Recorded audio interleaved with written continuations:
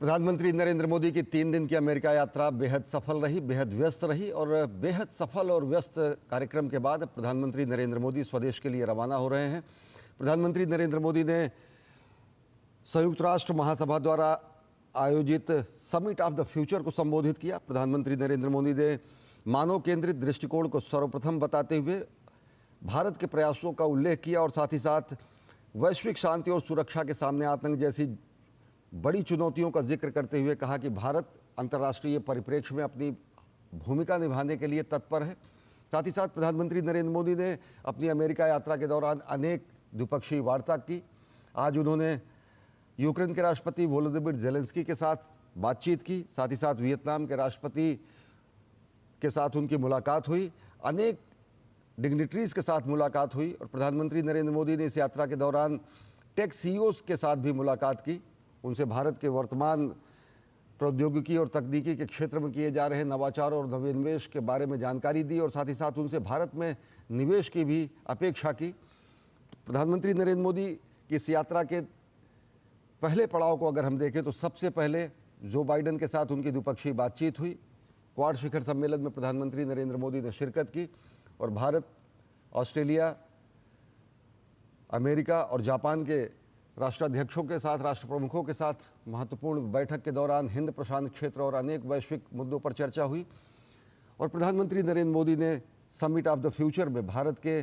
विश्व कल्याण के प्रति भारत के दृष्टिकोण को भी दुनिया के सामने रखा और उन्होंने कहा कि भारत इस बदलते वैश्विक परिदृश्य में अपनी महत्वपूर्ण भागीदारी और साझेदारी सुनिश्चित करने के लिए प्रतिबद्ध है।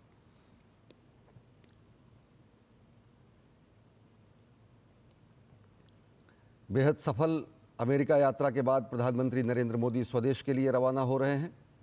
प्रधानमंत्री नरेंद्र मोदी की इस यात्रा के दौरान पूरी दुनिया ने भारतीयता का मूल भाव देखा और साथ ही साथ प्रधानमंत्री ने अपने संबोधन में संयुक्त राष्ट्र जैसी बहुपक्षीय संस्थाओं में सुधार पर जोर दिया। अनेक वैश्विक मुद्दों पर प्रधानमंत्री नरेंद्र मोदी ने अपनी बात रखते हुए कहा कि यह समय शांति का है। प्रधानमंत्री नरेंद्र मोदी ने कहा कि मानवता के कल्याण के जो प्रयास हैं वो सामूहिक प्रयास के तहत किए जा सकते हैं, उनका निपटारा युद्ध की भूमि में नहीं हो सकता है। प्रधानमंत्री नरेंद्र मोदी ने विश्व कल्याण के लिए, मानव कल्याण के लिए भारत के दृष्टिकोण को साझा करते हुए ये कहा कि समूचे ग्रह को एक बेहतर स्थान बनाने के लिए सभी शक्तियों को मिलकर, सभी राष्ट्रों को मिलकर, सभी साझेदारों को मिलकर एक संयुक्त प्रयास करना पड़ेगा और जिससे कि आतंकवाद, जलवायु परिवर्तन या फिर ग्रह के सामने, पृथ्वी के सामने उपस्थित अनेक चुनौतियों का सामना किया जा सके।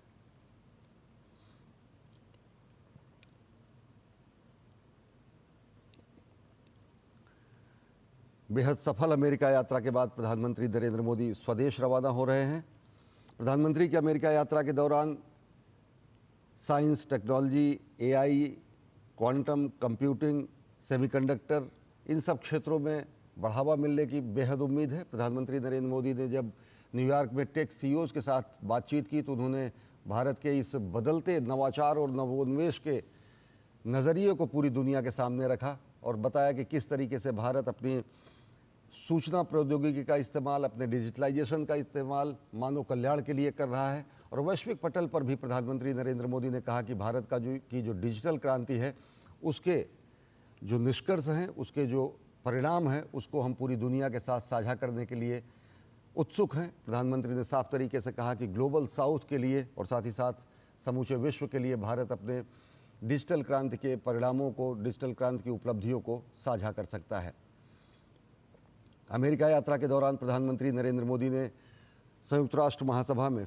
समिट ऑफ द फ्यूचर को संबोधित करते हुए जो बहुपक्षीय मंच हैं, जो वैश्विक बहुपक्षीय मंच हैं, उनको और ज़्यादा विस्तृत करने, उन्हें विस्तारित करने, उन्हें ज़्यादा से ज़्यादा लोकतांत्रिक स्वरूप देने की उन्होंने पहल की। और प्रधानमंत्री नरेंद्र मोदी ने कहा कि भारत अपनी क्षमताओं